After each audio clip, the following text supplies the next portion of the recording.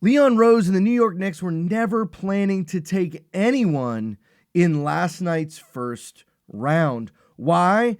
Because if they're going to stay under the second apron, they have to get super creative with what they're doing and how to make it all work if they want to retain people like Mitchell Robinson, like Landry Shamet, and like Mo Diawara, which some things have already been announced about Mo's possible contract, which is a huge deal.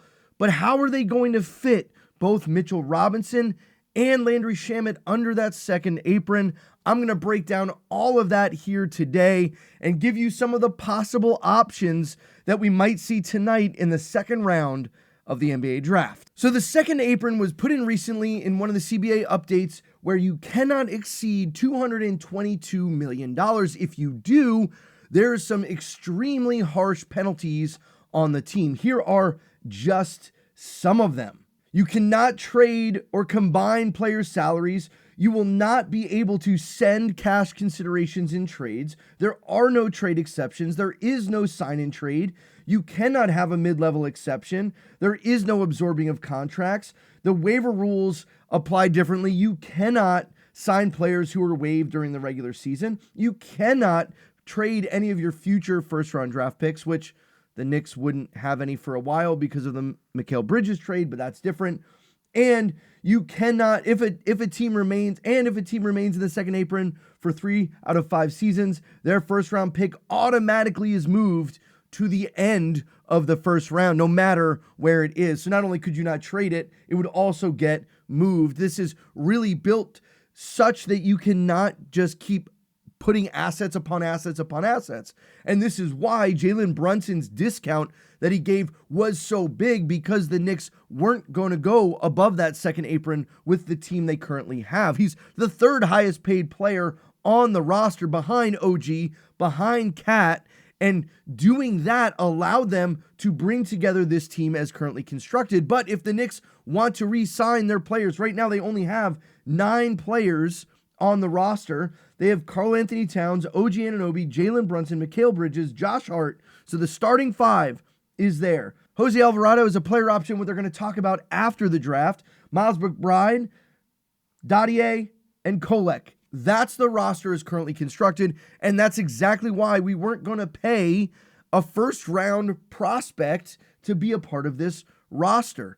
Instead, what are they going to do? Well, they traded multiple times to get cash considerations, to get second-round picks, because they're going to try to fill out this roster with second-round picks to keep the cost as low as possible. Now, if you really wanted to run it back, you pay everyone. You have about $16 million of space before you go over that second apron, and you would probably go over it a little bit, even if you get some team-friendly deals. Now, you may be wondering, didn't the Knicks just trade a first-round pick and get cash from the Lakers? Does that impact the apron, the money? No, it doesn't. Just that cash goes into the owner's pocket, really to pay back some of the luxury tax bills that accumulate. And so when we're looking at Mitchell Robinson, his average salary going forward is going to be in that $15 million to $18 million range. Landry Shamet is going to be in that $6 to $10 million range. And so just between those two on the high end, you're looking at paying them $28 million, which would blow you past that $16 million that you have to play with. So as it stands, it looks like the Knicks are not going to be able to stay under that second apron and maintain the roster they currently have. And that's by design per the CBA. So what can the Knicks actually do? Here's what they can do. They can go to Mitchell Robinson and they can go to Landry Shamet and say, hey, we want to backload your contracts and we're going to give a heavy discount in this first year. They can do that easier with Mitch because they have the bird rights, but with Landry, it's not quite as simple. But why exactly is it such a big deal to stay under this second apron? Yes, I mentioned some of those penalties, but if you absorb those for the first year and you move, you already don't have first-round picks to go with. You already aren't really looking at bringing in mid-level exceptions and things like that. You're not necessarily looking to do a sign-and trade or any of those types of things. What's the purpose? Why? Well, it costs a lot of money.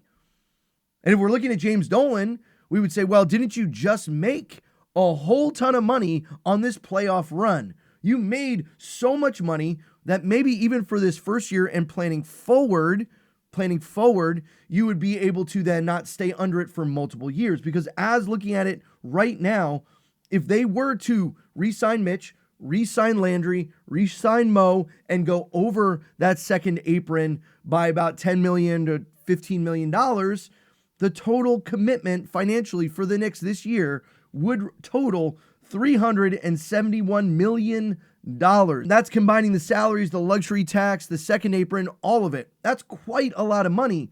But this is also the Knicks, and we're talking about a billionaire who just made tons of money off of everything, and we can imagine the Knicks are going to continue to make a ton of money for this owner. So what do? They trade out of the first round. They have a bunch of second round picks. Why? Here's two options. One, to stay under the apron, here's what they would have to do and why they've set themselves up tonight to try and figure that out. As I said, they would have to backload the contracts for Mitch and Landry, and here's what that would look like. It would look like kind of a similar cap hit to Mitchell Robinson this past year, where they would take the CBA allowed bird right contracts to have an 8% annual raise.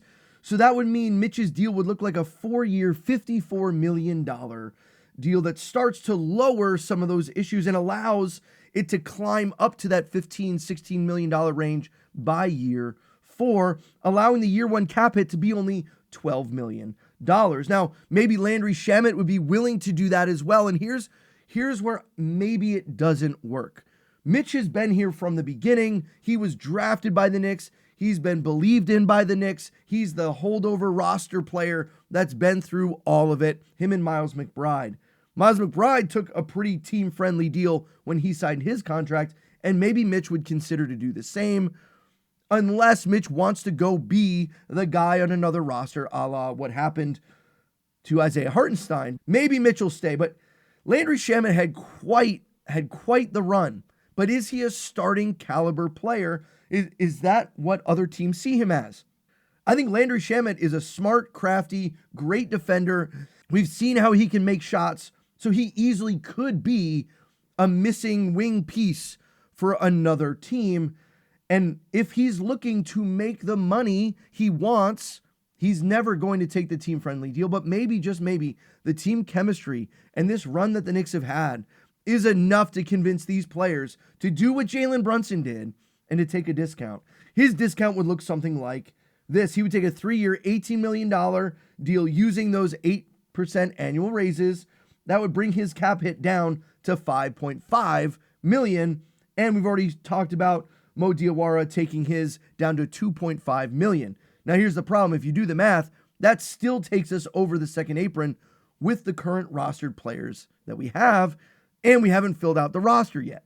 It would put us just about $5.76 million over that second apron, but just for 1 year. And if we fill out the team with a few of those rookie minimum contracts, that would total and get us up to that 14 minimum players. That would total $2.3 million. And you put that all together, yes, we go over the apron for 1 year, but we're able to retain everything. We're able to backload some of these deals so that we can deal with it in future years. And yes, what that will also mean is by year 2, after this next year, the Knicks would have to make a decision about some big contracts. And that's where next summer would really be where this all starts to conflict. But we could at least run it back for this next year and see what happens. See what we really have in Mo Diawara. And do we then move on from someone like Josh Hart? Do we move on from someone like Miles McBride?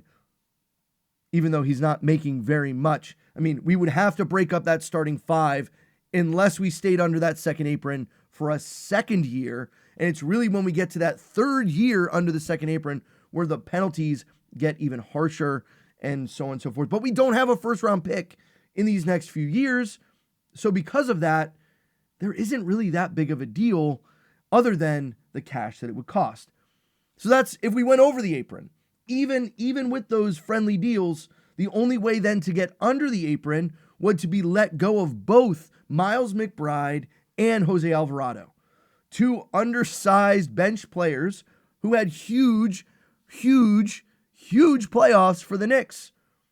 Now, yeah, Alvarado stepped up in the finals. We saw Miles McBride have a rough finals, but he stepped up in some of the previous series, especially when OG Anunoby went out in that Sixers series. Because then it would be around $4 million for Miles and $4.5 for Jose Alvarado, and that would give us space. But then we're kind of missing the point. The only way to get under would be to break up this team. So I wonder, how committed are they really to staying under that apron? And we'll find out tonight. If Miles McBride is traded, that still doesn't get us under the apron. We wouldn't be able to keep both Mitchell Robinson and Landry Shamet and Mo Diawara.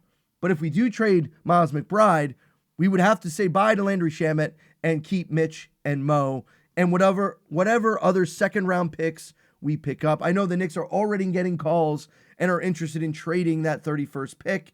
We'll see what happens. There are some good players. Evans particularly, I think, would be a great fit if we let some of these other players go. Let me know what you think down below. Hopefully that breaks down everything so you understand the ramifications. And while it'd be problematic to go over the second apron for multiple seasons, for 1 year, and to run it back, to keep Mitch, to keep Landry, and to keep Jose and McBride and all of these players, and add in some second-round players that we might also hit on, I think is worth the shot. Yes, we'd have to say bye to Dadier. Yes, we'd have to say bye to Huck Porty. Yes, we'd have to say bye to some of those players. But that's the sacrifice you make. We'd still be 10 deep with some young second-round players in the mix. And I think that's a good place to be for the Knicks. Let me know what you think down below. What should the Knicks do? Looking forward to seeing how this all plays out. I wouldn't be surprised if by the end of the night, the Knicks leave with 2 second-round players and we traded the other 3 for future cash considerations and things that help pay down this $370 million plus bill that might be coming. Guys, if you like this type of video breaking down what's going on with the cap, hit that like button and share this video, guys. I'll see you on the next one. If you want to check out my most recent video, you can click right here. I'll see you on the next one. Let's go, Knicks.